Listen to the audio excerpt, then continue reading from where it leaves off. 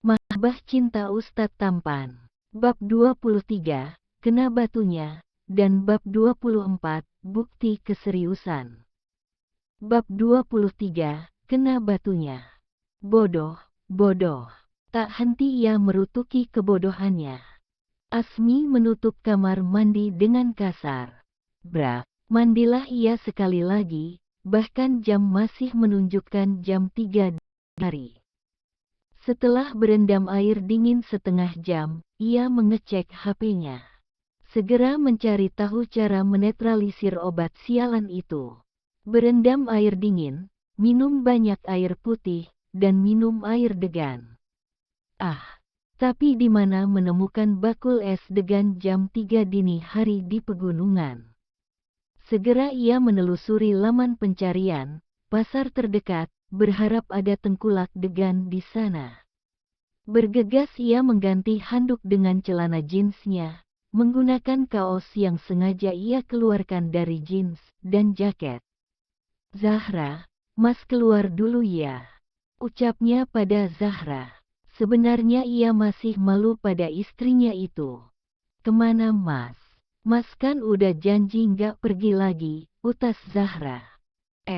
Mas pengen minum es degan," ucapnya ragu-ragu sambil membalikkan badan. Jujur ia trauma dengan kejadian tadi. Tidak kuat jika harus lama-lama berhadapan dengan Zahra. Jam segini. Aku ikut. Aku nggak mau Mas tinggal lagi." Sontak Zahra berlari dan menarik jaket belakang Asmi dengan keras. Asmi terpelanting ke belakang karena tidak siap ditarik Zahra. Konsentrasinya pecah, kepalanya pusing akibat obat sialan tadi. Bro, keduanya terjatuh. Asmi tepat jatuh di atas Zahra yang kini terjerembab di lantai. "Oh," ujar Zahra kesakitan. Asmi makin salah tingkah. Bagaimanapun posisi ini makin menyakitkan baginya. Susah payah meredam api di raganya, kini dengan mudah api itu berkobar lagi.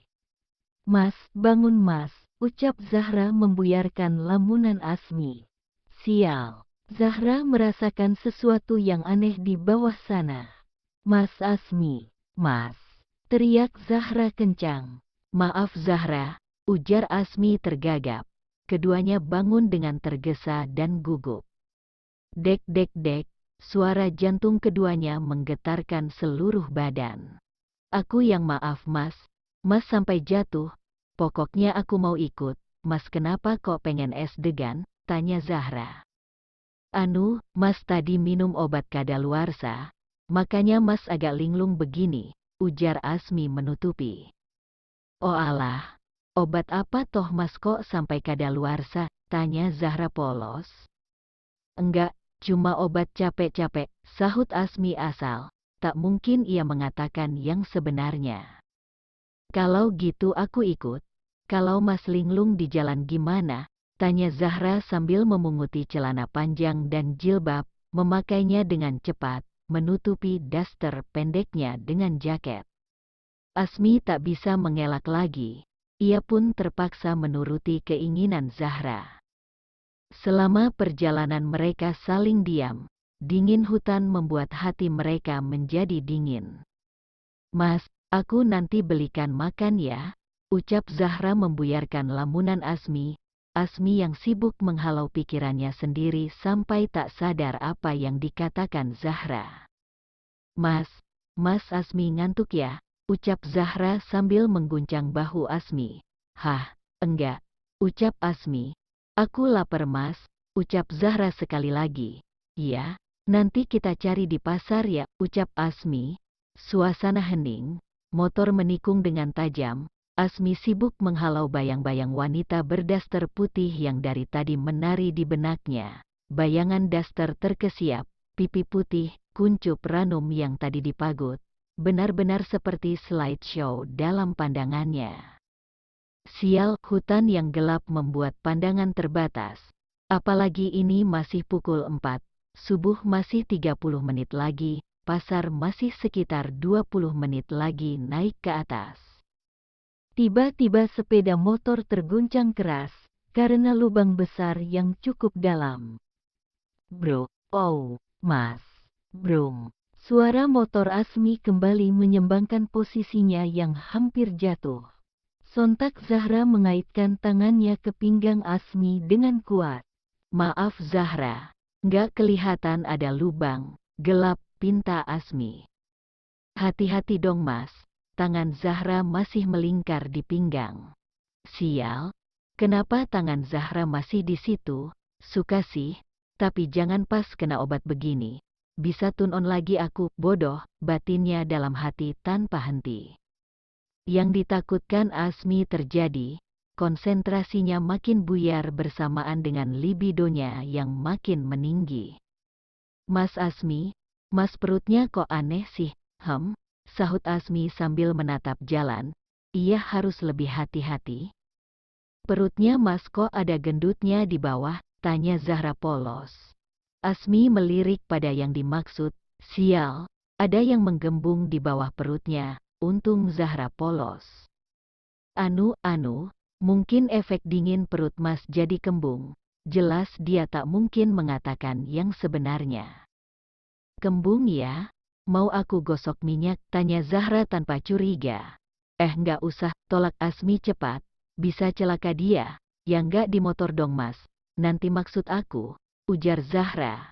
Hehe, iya, mau, nanti, ucap Asmi bersemu merah. Kacau. Mengapa begini? Sesampainya di pasar, Asmi segera memindai pasar. Syukurlah ada tengkulak degan yang sedang menurunkan degan dari truk.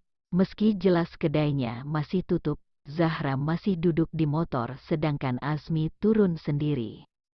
Pak, boleh beli kelapa muda hijaunya 3? Tanya Asmi sopan.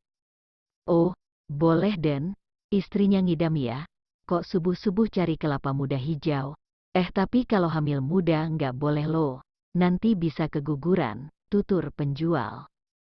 Saya kok Pak yang ngidam, jawab Asmi asal. Ia celingukan, syukur Zahra tidak mendengar percakapan absurd ini. Setelah membayar, Asmi meminta tolong membukakan 2 kelapa sekaligus. Langsung ditenggak abis seketika. Ia tidak mau berlama-lama dengan siksaan obat tadi.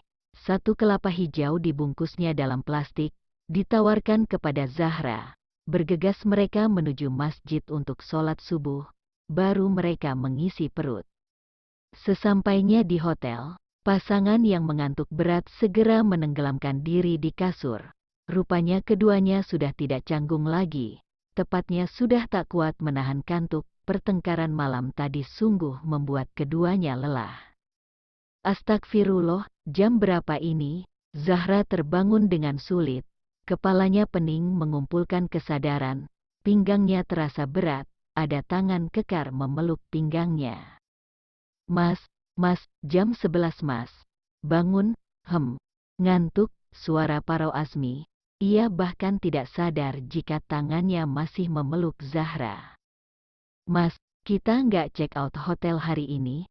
Tanya Zahra. Nggak usah deh, besok aja ya, tawar Asmi. Mas, tapi hari ini hari terakhir daftar Mirna Marini, ucap Zahra penuh harap. Oke, Mas. Apalagi, berat tangan Mas. Sontak Asmi terbangun, baru ia sadar kalau sepagian ini dirinya memeluk erat Zahra. Zahra segera beringsut menuju kamar mandi menyembunyikan wajahnya yang memerah. Sadar Zahra, kenapa makin lama aku makin kebablasan gini sih? Zahra bergumam di depan cermin sambil menampari wajahnya. Pokoknya aku nggak boleh terbuai.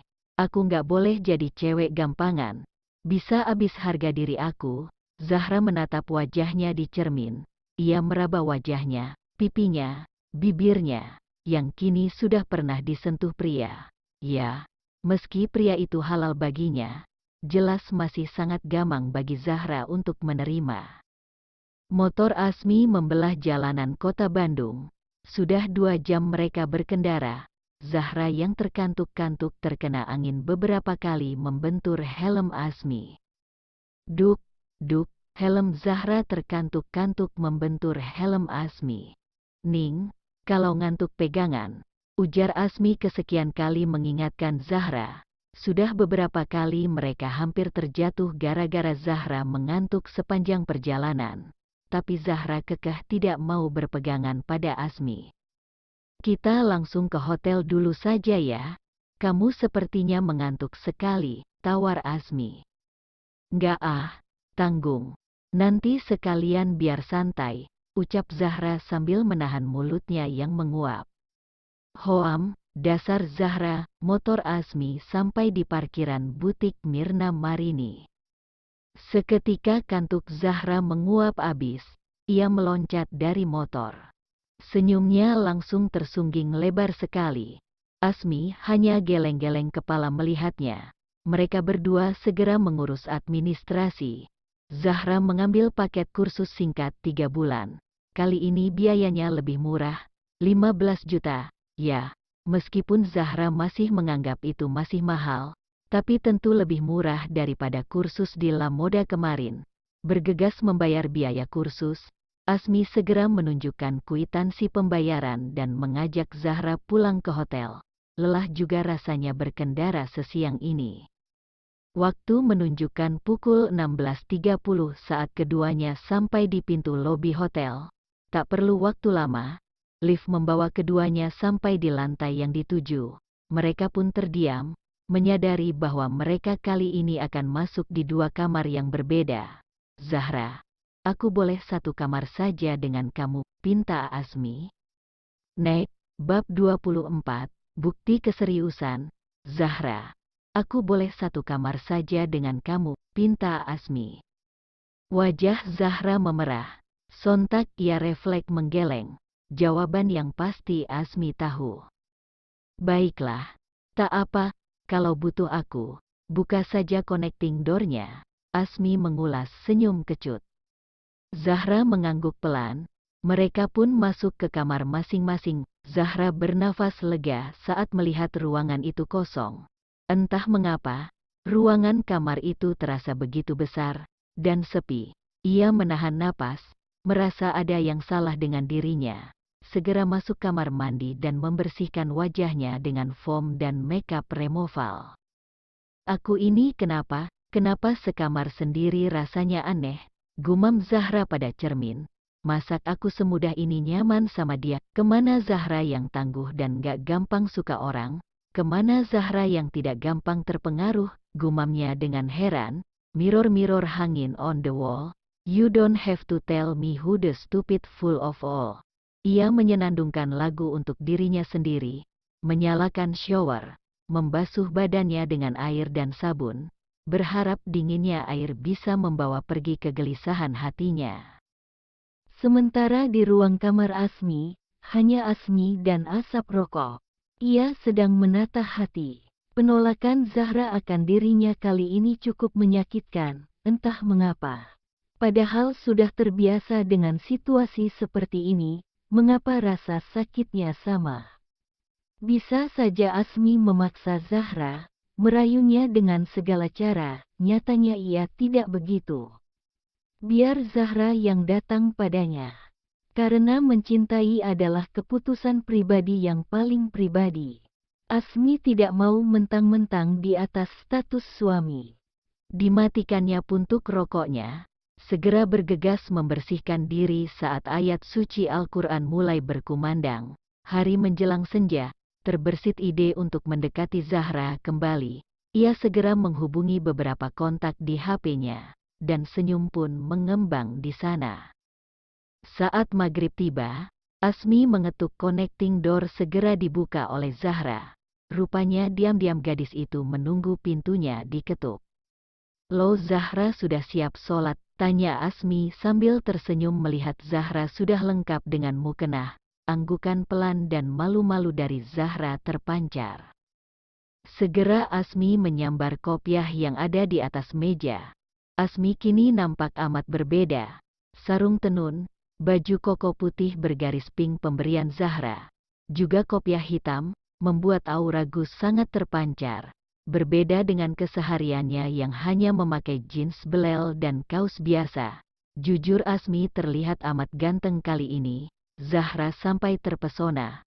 lupa kalau di depannya ini adalah sosok suaminya sendiri.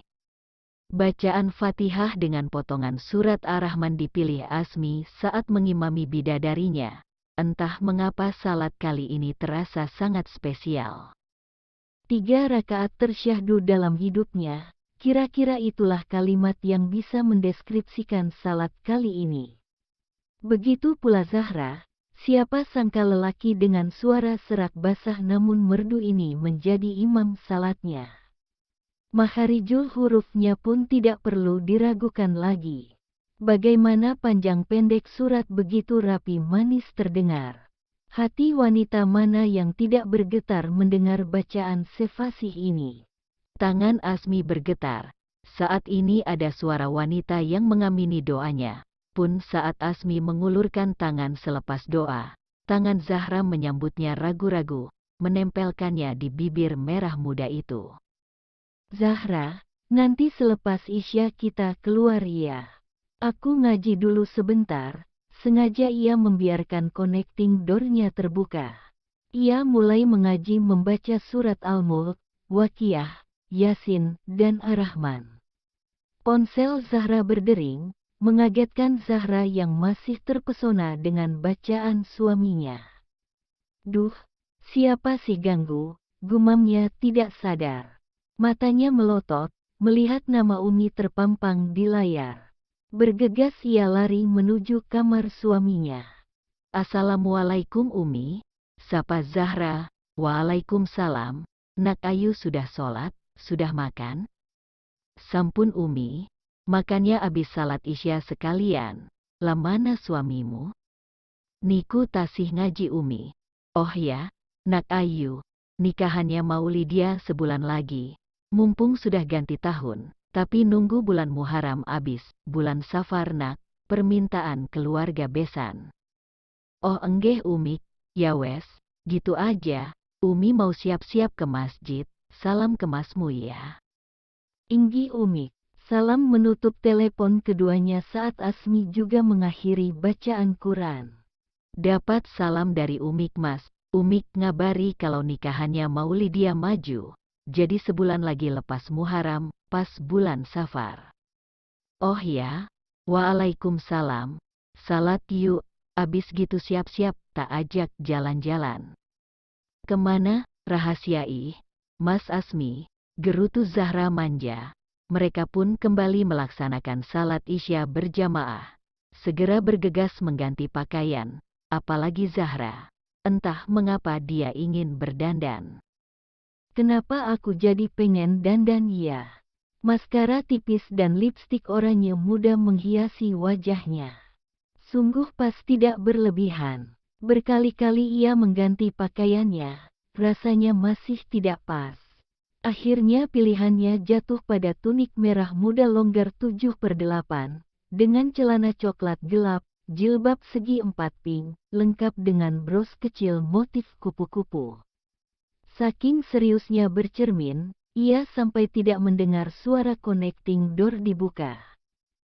Mas, sudah, kok nggak ketok dulu masuk sini, biarin, siapa tahu Mas lagi beruntung. Ih, Mas sudah ketuk sampai ngantuk, nggak kamu bukain, Mas kira kamu pingsan, celetuk Asmi santai. Sudah siap Mas, cantik amat ya Allah, pacar siapa ini? Boleh dong Mas ngefans, goda Asmi. Entah mengapa ia lebih suka menggunakan kata pacar daripada suami.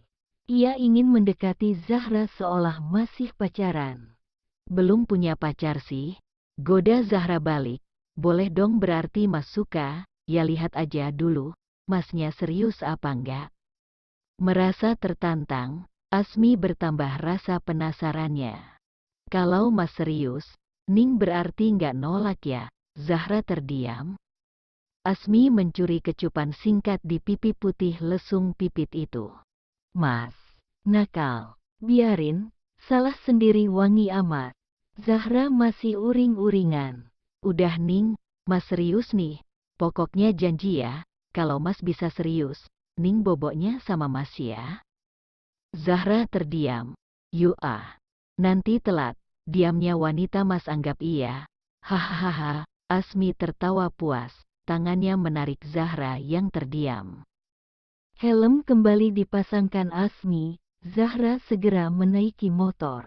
Keduanya saling diam dalam hiruk-pikuk jalanan Bandung kali ini. Motor Asmi berhenti di basement sebuah apartemen mewah di Bandung. Zahra heran mengapa mereka di sini. Mas, kita mau ngapain? Katanya Ning gak percaya kalau Mas serius. Katanya Ning minta bukti. Yuk naik, nanti Ning juga tahu sendiri. Lift membawa mereka ke lantai yang mereka tuju. Di lantai 5, seorang wanita cantik sudah menunggu. Selamat sore, Pak Asmi dan Nyonya. Perkenalkan saya Indira Sales Marketing Apartemen yang akan menemani Bapak dan Ibu, ujar Indira dengan halus. Zahra menatap kaget Asmi. Selamat sore, Mbak Indira. Bisa ditunjukkan unitnya? Oh ya Pak, sebelah sini, sebuah unit apartemen dibuka. Apartemen yang bisa dibilang mewah dengan view pegunungan Bandung sebagai poin ruang keluarga langsung menjadi pusat perhatian Zahra. Tak henti ia menatap kagum pada interior ruangan. Ini kamarnya Pak, lanjut Indira sambil membuka pintu. Sebuah kamar berukuran 4x6 lengkap dengan walk-in closet compact dan kamar mandi dalam dengan bathtub putih sungguh cantik. Zahra sesungguhnya langsung menyukai apartemen ini. Kamu suka? Tanya Asmi. Suka. Tapi ini kan mahal Mas, jawab Zahra jujur. Mbak, ini kamar lainnya mana ya? Tanya Zahra polos. Unit ini kamarnya hanya satu Ibu, jawab Indira. Loh Mas, kok cuma satu?